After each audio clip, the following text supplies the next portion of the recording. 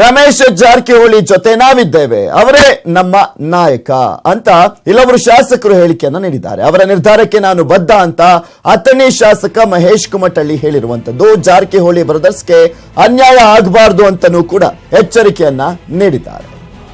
ಈಗ ಸನ್ಮಾನ್ಯ ಸತೀಶ್ ಜಾರಕಿಹೊಳಿ ಅವರು ನಮ್ಮ ನಾಯಕರು, ಅದೇ ರೀತಿ ರಮೇಶ್ ಜಾರಕಿಹೊಳಿ ಅವರು ಕೂಡ ನಮ್ಮ ನಾಯಕರು. ಇವತ್ತು ಸತೀಶ್ ಜಾರಕಿಹೊಳಿ ಅವರು ಜಿಲ್ಲಾ ಉಸ್ತುವಾರಿ ಸಚಿವರಾಯಿತು, ಮಂತ್ರಿಗಳು ಆಗಿದ್ದಾರೆ, ಕ್ಯಾಬಿನೆಟ್ ದರ್ಜೆ. ಅವರು ಬಂದಾಗ ನಮ್ಮ ಪಕ್ಷದ ವರಿಷ್ಠರು, ನಾವು ಅವ್ರ ಜೊತೆಗೆ ಇದ್ದೀವಿ. ಮೊದಲು ರಮೇಶ್ ಅವ್ರ ಜೊತೆಗೆ ನಾವು ಇದ್ದಂಥವಿದ್ದೀವಿ. ಆದರೆ ಯಾವುದೇ ಸಂದರ್ಭದಲ್ಲಿ ಜಾರಕಿಹೊಳಿ ಬಂಧುಗಳಿಗೆ ಅನ್ಯಾಯ ಆತಪ್ಪ ಅಂದ್ರೆ ನಾವು ಅವ್ರ ಬೆಂಬಲಕ್ಕೆ ಇರ್ತೀವಿ. ಈಗ ಬಿಜೆಪಿ ಕುದುರೆ ವ್ಯಾಪಾರ ಮಾಡ್ತಾ ಇದೆ ಅಂತ ಸಿದ್ದರಾಮಯ್ಯ ಇಂದು ಮತ್ತೆ ಪುನರುಚ್ಚರಿಸಿದ್ದಾರೆ. ಮೈಸೂರಿನಲ್ಲಿ ಮಾತನಾಡಿದ ಅವರು ಬಿಸಿ ಪಾಟೀಲ್ಗೆ ಆಫರ್ ಕೊಟ್ಟಿರ್ಲಿಲ್ವಾ ಬಿಜೆಪಿಯವರು ಅಂತ ಪ್ರಶ್ನಿಸಿದ್ದಾರೆ. ಇನ್ನ ಸಾಲ ಮನ್ನಾವನ್ನ ಲಾಲಿಪಾಪ್ ಎಂದು ಕರೆದಿದ್ದ ಪ್ರಧಾನಿಗೂ ಕೂಡ ತಿರುಗೇಟನ್ನ ಕೊಟ್ಟಿದ್ದಾರೆ. ಏನಾಗಂದ್ರೆ ಬ್ಲೇಮ್ ಗೇಮ್ ಅಂದ್ರೆ ಅಲ್ಲ, what you mean by that?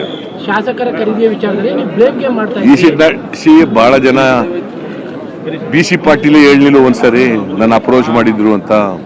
ಇನ್ನು ಕೆಲವರೆಲ್ಲ ಅಪ್ರೋಚ್ ಮಾಡೋರ್ ಕೈಲಿ ಹೇಳಿಸ್ತೀನಿ ಸಮಯ ಬಂದಾಗ. ಸದಾನಂದ ಹೇಳ್ತಾರೆ ಕೊಟ್ಟ ಕುದುರೆ ನೇರಕ್ಕೆ ಆಗದೆ ಇರುವಂತವ್ರವರು ಕುದುರೆ ಯಾರು ಕತ್ತೆ ಯಾರು ಅಂತ ಸಿದ್ದರಾಮಯ್ಯನವರು ಹೇಳಿದ್ರು. ಯಾವ್ದನ್ನ? ಈ ಖರೀದಿ ವಿಚಾರದಲ್ಲಿ ಅವ್ರು 3 ಜನ ಮುಖ್ಯಮಂತ್ರಿಗಳದ್ರಲ್ಲ, ಅವ್ರ ಕುದುರೆ ಏರ್ಬಿಟ್ಟು ಚೆನ್ನಾಗಿ ಓಡಿಸಿದ್ರ? ಸ್ವಲ್ಪ ಹೇಳ್ತೀಯಾ? 5 ವರ್ಷ ಪೂರೈಸಕ್ಕಾಗದೆ ಕುದುರೆ ಕೆಳಕ್ಕೆ ಬಿದ್ದೋಯ್ದ್ರು, ಕುದುರೆಯಿಂದ ಕೆಳಗಡೆಗೆ. ಈಗಾಗಲೇ 60,000 ಜನಕ್ಕೆ ಸಾಲ ಮನ್ನಾ ಮಾಡಿದ್ದೀವಿ. ಮುಂದಿನ ತಿಂಗಳು ಸಾಲ ಮನ್ನಾ ಮಾಡ್ತೀವಿ. ಕೆಲವು ಡಾಕ್ಯುಮೆಂಟ್ಗಳನ್ನ ಕಲೆಕ್ಟ್ ಮಾಡ್ತಾ ಇದ್ದಾರೆ. ರೈತರಿಗೆ ಡಾಕ್ಯುಮೆಂಟ್ ಪ್ರೊಡ್ಯೂಸ್ ಮಾಡಬೇಕು. ಅವ್ರು ಎಲ್ಲಿ ಮಾಡಿದ್ದಾರೆ ಸಾಲನ ಮನ್ನಾ ಮಾಡಿದ್ದೀವಿ ಅಂತ ಹೇಳ್ಬೇಕಲ್ಲ ಅವರು. ನಾವೇನೋ lollipop ಕೊಟ್ಟಾಗೋಯ್ತು.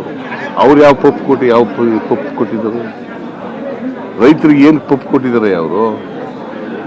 What moral Reddy has